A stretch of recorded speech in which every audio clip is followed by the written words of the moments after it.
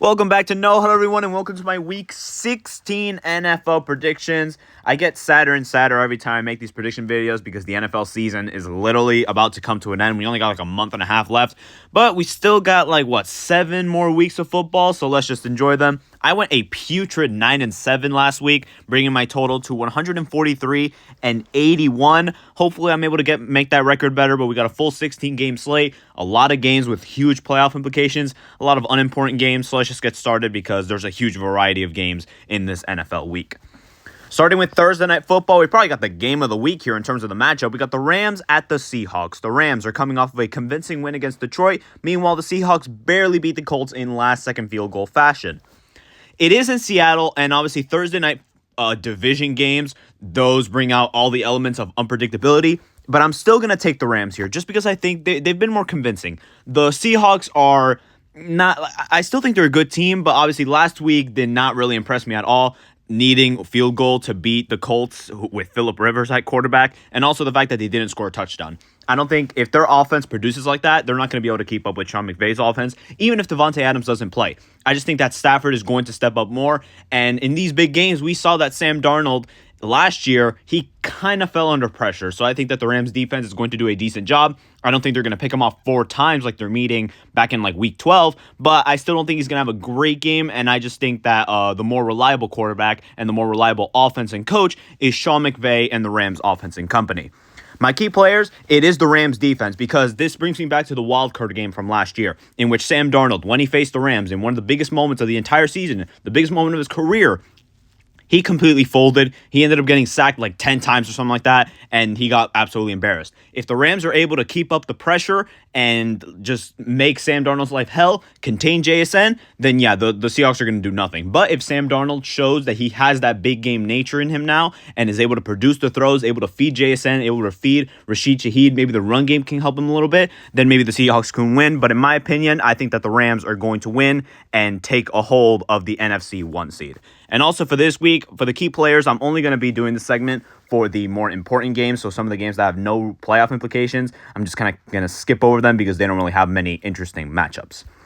Moving on to Saturday football, we got the Packers at the Chicago Bears. I actually think this might be the late game. They might have flexed the other one that we're going to talk about in a bit, but I think this one's going to be at 8 p.m. Anyway, the Packers are coming off of a very heartbreaking loss to the Broncos because of injury implications. Meanwhile, the Bears, they absolutely destroyed the Cleveland Browns.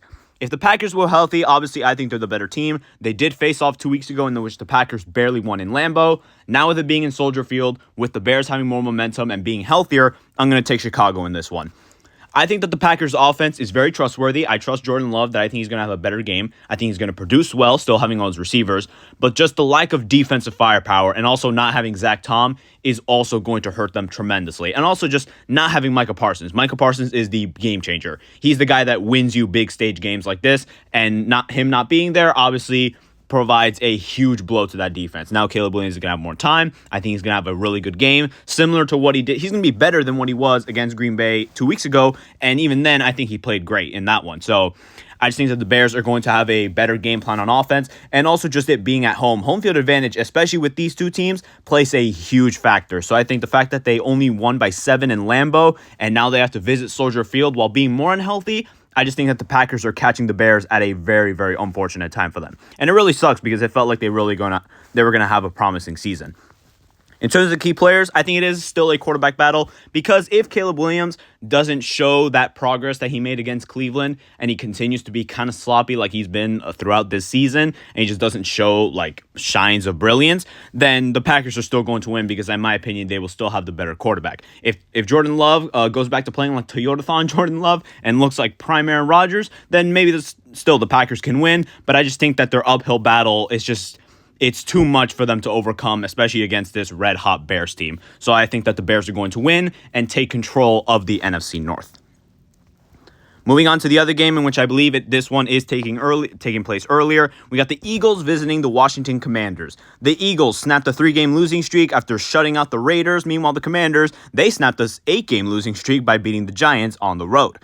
The Eagles have to win this one to basically clinch the NFC East. I believe a win does cement it for them, and I think they're going to win. Just because the Commanders, their defense is not equipped. I know that the Eagles' offense is still not very reliable. I still don't think that they've changed their ways after beating the goddamn Raiders. But the Commanders' offense is not built enough to put pressure on Jalen Hurts, and it's not enough to be able to disrupt that offense even with all its struggles. I think they're going to do fine. I think Devontae Smith and A.J. Brown are going to feed against those corners, and also I think that the Philly defense, with or without Jalen Carter, it's not going to matter. They're just going to make Marcus Mariota's life hell. Like, I don't think he's going to be able to do anything. He was absolutely destroyed by Abdul Carter. I don't even know what Jalen Phillips and Jordan Davis and maybe even Jalen Carter, whatever they're going to do to him, it's going to be terrible. I just think that Philly's going to comfortably win this one, especially with motivation that if they win this one, they do win the division. I think it's going to be wraps for the NFC East. Key players, because this does have playoff implications, I think it's quarterback battle. I think for Philly, it's mostly Jalen Hurts, but also just the Philly offense in general. We know that is what wins and loses games for them. If their offense is truly putrid, like they were against Chicago, Dallas, and the Chargers, then maybe Philly will still have some problems, and maybe Marcus Mariota can play spoiler, and that's what basically he has to do. That's why he's so key for them. But if Jalen Hurts just keeps making smart throws, lets the run game sort of do its thing, and he just connects on 1 or 2 or maybe even 3 deep bombs to Devontae Smith or A.J. Brown, then the Eagles will be in business, and I think that this division is definitely a wraps. Moving on to Sunday, we got the Chargers at the Cowboys. The Chargers are coming off of eliminating the Kansas City Chiefs. Meanwhile, the Cowboys, their season kind of ended after losing on Sunday night. We'll see what the fate of the Cowboys is, because if Philly loses, then they technically still have a chance. But even still, I'm going to take the Chargers to win this one. Just because I don't think the Dallas is equipped to beat the Chargers. Because to beat the Chargers, you basically just have to make Herbert's life hell. And I don't think that Dallas can scheme up enough pressure while not getting diced up by Herbert. Because if they just have to rush more and blitz more, then Herbert's going to be able to pick them apart. But if they don't, then I don't think they have the personnel to get enough pressure, even with that terrible offensive line. So I just think that the Chargers, who have now an improved run game, hopefully with Amari Hampton coming back, hopefully he gets more acclimated to the offense. I just think that they're getting slightly healthier at the right moment, and I just hope that the Chargers can win. And yeah, I just don't think Herbert got hit a historic amount of times against Philly, and he was still able to win, and that was against a good defensive line. Now against a mediocre defensive line, even if it's in Dallas, I don't trust the Cowboys, especially because they're probably going to do cowboy things now that it's in the middle of the season, or that now that it's at the end of the season, especially because with how untrustworthy Dak is in these big moments. Key players, I think it's the defense for the Cowboys, because who knows, maybe if they look like how they did against the Raiders or against Philadelphia or against some of these other teams where maybe they're able to scheme up pressure, maybe Quinton Williams has like his big breakout game since his debut against Las Vegas. Maybe they can force Herbert into making some mistakes, but even then, their secondary isn't that great. Meanwhile, if the Scotch tape that is the Chargers' offensive line can protect Herbert for even 0.3 seconds instead of 0.2 seconds, then I think he's going to be able to work enough magic, maybe use his legs every once in a while, and I think the Chargers are going to win and stay alive in the AFC West race. Moving on to the Vikings at the New York Giants. The Vikings are coming off of a pretty nice win against Dallas on Sunday night. Meanwhile, the Giants, they dropped like their 10th game in a row, it feels like, against the Washington Commanders. I'm going to try and keep this one brief. I think the Vikings are going to win just because they're in a better form. This is a battle between two bad teams, but the Giants they're just hopeless in my opinion. And look, J.J. McCarthy has actually been playing pretty well, and against a Giants defense that's not really that great, I actually think he has a pretty good chance of lighting them up again. And the only thing I'm looking here, this is going to be my ending segment for this, Justin Jefferson, just like, please have a good game. It's not on Justin Jefferson, actually. It's on J.J. McCarthy and just the whole offense. Justin Jefferson hasn't had a single good game outside of his game against, like, in Dublin against the Steelers or something like that, or one of the games that they played internationally. It's actually been really embarrassing how they've treated him this season, because he's just been extremely underwhelming with how talented he is. So just please, Vikings, please make Justin Jefferson look good, because otherwise, honestly, he should request a trade. Now we got the Bengals at the Dolphins, another battle between two terrible teams. The Bengals' fate was sealed when they got shut out by the Ravens last week, eliminating them from playoff contention. Meanwhile, the Dolphins were also eliminated, this time in a non-shutout fashion, but they still got blown out on Monday night to the Pittsburgh Steelers. Again, both of these teams are trending downwards. Both of these teams, now their season is completely lost, and the Dolphins actually benched Tua for Quinn Ewers. Even if Tua was starting, I was going to pick Cincinnati because even though Joe Burrow is completely depressed, I don't think he's going to play as bad as he did against Baltimore. And who knows? Actually, no, it's not going to be a cold weather game. But even at home, I just think Joe Burrow is going to outplay Quinn Ewers. If they lose to Quinn Ewers, then yeah, Joe Burrow should request a trade, shut him down, and fire everyone in that organization because that would just be extremely embarrassing. And also, that offense is not going to get shut out for 2 weeks in a row because then it'd be time to panic. But again, I'm not going to pick Quinn Ewers over Joe Burrow, even if Devon Achane rushes for like 200 yards. I don't think it's going to be enough because it's not like this Miami defense is such a juggernaut. So please, Bengals, bounce back.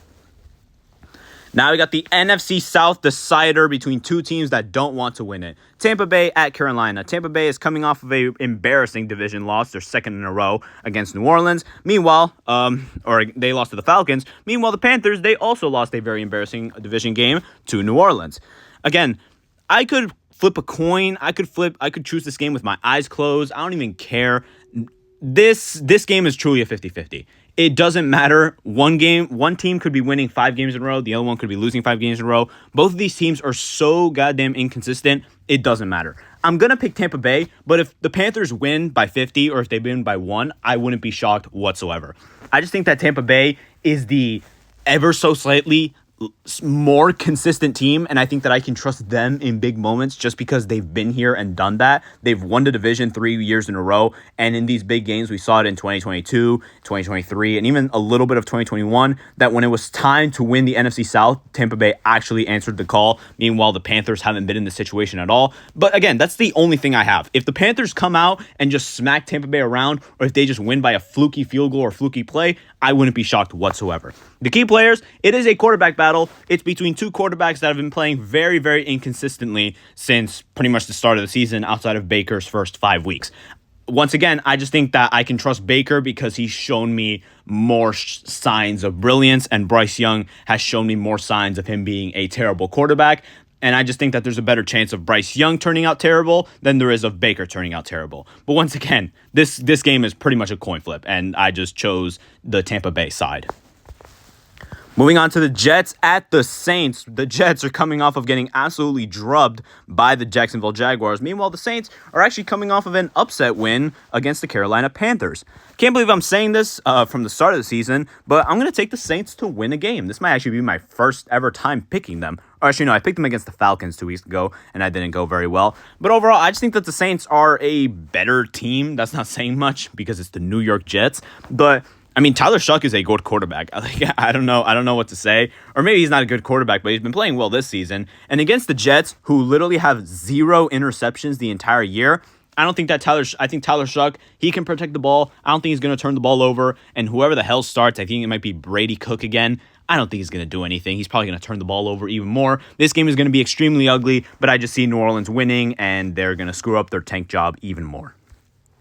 Moving on to Buffalo at Cleveland. The Buffaloes coming off of a 21-point comeback to save their division copes against New England. Meanwhile, Cleveland got absolutely smacked around and spun around by the Chicago Bears 31-3. This is kind of a trap game alert just because we know the Browns, they have a decent defense, and who knows, maybe Shador can cook up some nice plays on offense. I'm still going to take Buffalo just because I think they're on some really good momentum. We know that since pretty much like 2023 or 2021 kind of, they've been a second half of the year team, and they just go on these crazy runs, crazy winning streaks where they end up winning the AFC East. Maybe they don't win the division, but I still think they'll take care of business. I think Myles Garrett's going to have a good game. Maybe he breaks the sack record. He's my key player. Maybe if he's motivated to get the sack record against Josh Allen, maybe he'll absolutely take over the game and get rid of, just sack Josh Allen 3 times, which completely throws him off his game. But if Josh Allen just keeps playing the football that he's been playing, scores a bunch of touchdowns, limits his attempts at hero ball, just lets James Cook do his thing and just make the key plays himself, then I think Buffalo is going to easily take care of business. And the only reason I have this key player segment is because Buffalo is actually in the playoffs. But for the Browns, their season ended 3 weeks ago. Also, I'm looking for Shador to actually do well because this Buffalo defense, it's good. I'm not going to say it's great. Their secondary is not amazing. So Shador, just don't look like however you look like against Chicago, because if you do, then your haters are going to yell loudly. Now I got the Chiefs at the Titans. The Chiefs, their playoff hopes were eliminated last week after Mahomes brutally tore his ACL, and they lost last week against the Chargers. Meanwhile, the Titans, they also got blown out against the 49ers in a loss. I kind of wanted to pick the Titans just because I think the Chiefs are completely demoralized. But once again, the Titans still have arguably the worst roster in the league, and the Chiefs still have some of that core. It's just Mahomes who got hurt. No one else got hurt. So I'm still going to take Kansas City. Gardner Minshew is not good, but I think he'll do enough with the weapons that he has. I think he'll take advantage of that really bad Titans defense. And again, I just think that Spags is going to absolutely cook Cam Ward alive. Those signs of promise that he's shown, I don't think we're going to see many of those. And it kind of feels really weird that this game with the Kansas City Chiefs has really no big implications later in the season. I mean, it's a nice, refreshing look, but it still feels odd. Now we got the Jaguars at the Broncos. This is maybe the game to watch for the AFC playoff picture. Jacksonville is coming off of a blowout win against the New York Jets. Meanwhile, the Broncos, they won for the 11th straight week against the Green Bay Packers. I am done doubting the Broncos. I know I love Jacksonville. I love Liam Cohen. I love how Trevor Lawrence has played. I'm going to take the Denver Broncos here. They're at home. Denver is an incredible team at home. I actually don't think they're actually undefeated at home, which is crazy. And yeah, they just have more momentum. And I know, I've picked against Denver. I picked against them with Philly, Kansas City, and Green Bay. They beat these good teams. Maybe Kansas City's not a good team, but the Denver is capable of beating good teams. I think they're legit. I think that their defense is so disruptive. It's probably the best defense outside of Houston. I think they can throw Trevor Lawrence off his game, even though he's been playing pretty well. I think they can limit the run game. I just think that the defense is going to outproduce Liam Cohen's brilliance, and I just don't think that Trevor Lawrence is going to be able to match up well against that Denver defense. And I think that Bo Nix, he's been playing pretty well. I think that he's going to do enough plays. This game is probably going to be close because every Denver Bronco game is close, but I think it's going to come down to one drive. And while the Denver defense is going to stop Trevor Lawrence, I think that Bo Nix is going to come through against that Jacksonville defense. Key players, I think it is Trevor Lawrence, because if those signs that he had against the Jets and Titans and other teams, if that's real and he can produce that against the best defense in the NFL, then Jacksonville can definitely win this game, because that would prove that they're in that upper tier of AFC teams. Meanwhile, if the Denver defense locks up Trevor Lawrence similar to what they did to Jordan Love, force him into some bad turnovers, maybe give Bo Nix some short fields, then I think Denver's going to win, and I think that is going to happen, and that would mean that's the 12th straight win for Denver, which would be absolutely crazy.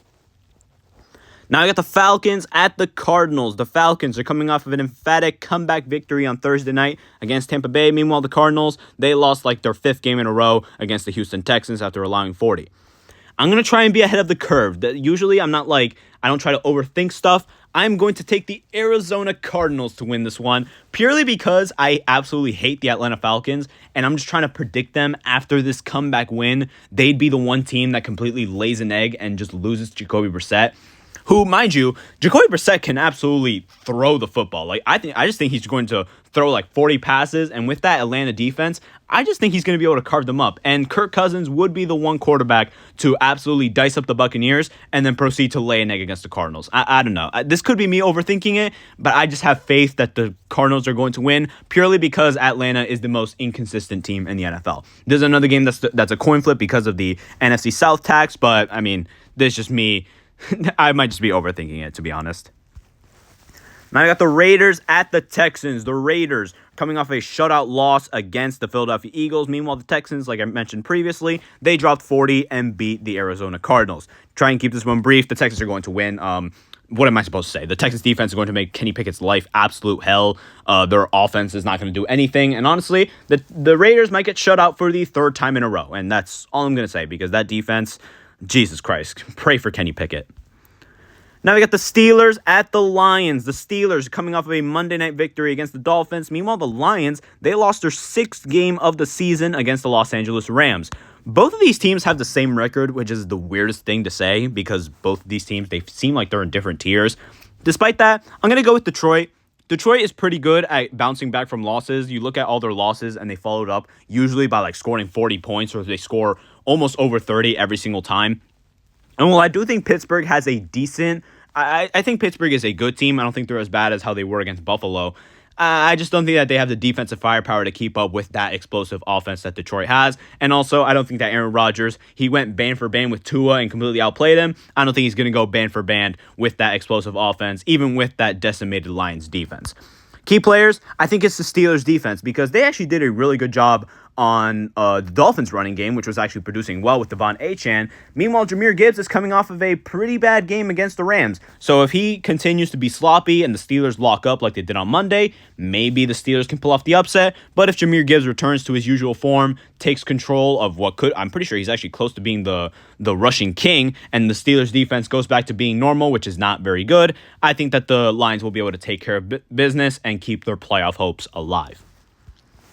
Now to Sunday Night Football, we got the Patriots at the Ravens. The Patriots, their winning streak was halted after choking a 21-point lead to the Bills. Meanwhile, the Ravens, they salvaged the AFC North crown by a shutout win against the Bengals.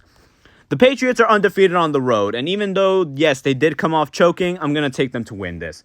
Just because, even with that soft schedule, even with the choking lead, the Patriots, I still trust them way more than Baltimore. Baltimore, in a lot of these big games this season, they haven't answered the call. The only big game that they've responded to, I believe, was maybe against Cincinnati last week, if you even want to count that. Honestly, I don't even count that. In the battle of two MVP caliber quarterbacks, Drake May has been playing better. Even in this sloppy game against Buffalo, I still think he's been playing better, largely more than what Lamar has produced this entire season, who hasn't been very good. The Patriots have one of the better run defenses in the entire NFL, and while, yes, James Cook did carve them up, I think James Cook is better than Derrick Henry at this point, so I don't really expect Derrick Henry to have an amazing game.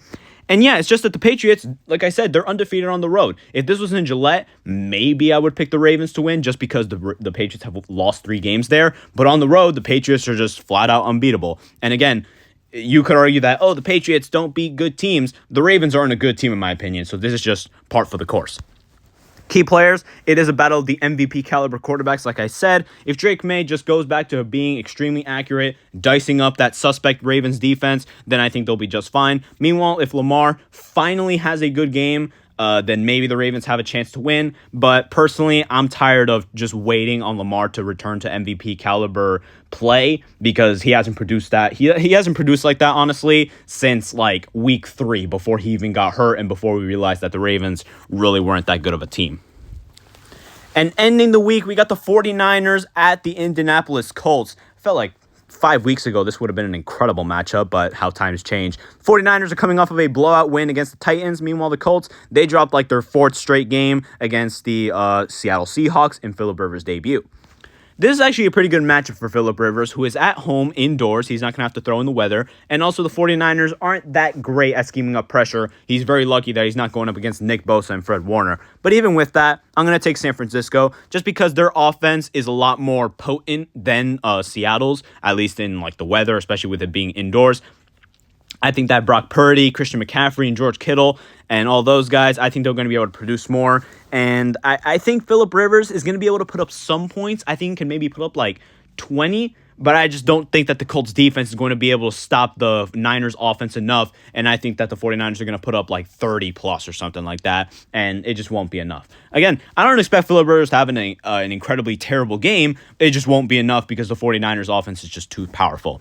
Key players, it's a battle of the running backs because who knows, maybe if Jonathan Taylor, once again, if he speaks the language of 35 plus carries and has like 200 yards like he had against the Falcons or in other weeks in his early MVP campaign, then who knows, maybe the Colts actually have a chance. But if Christian McCaffrey just handles the offense, lets Purdy have a very easy day, catches some passes out of the backfield, runs very efficiently, then the 49ers are going to fire under all cylinders and it will be a very easy victory. And this would put the 49ers at 11-4. Which honestly, if they win this game, Kyle Shanahan should be one of the favorites for Coach of the Year because this record with all those injuries, that's one of the greatest achievements in his entire career. It's crazy. But anyways, those are my predictions for Week 16. A lot of dud matchups, but also a lot of matchups that could well change a lot of things in the playoff picture. So we'll just see how it'll all unfold. But if you guys enjoyed this, please subscribe and please like, as any support is truly appreciated. And I'll see you guys on the next one in a couple of days for the end of Week 16.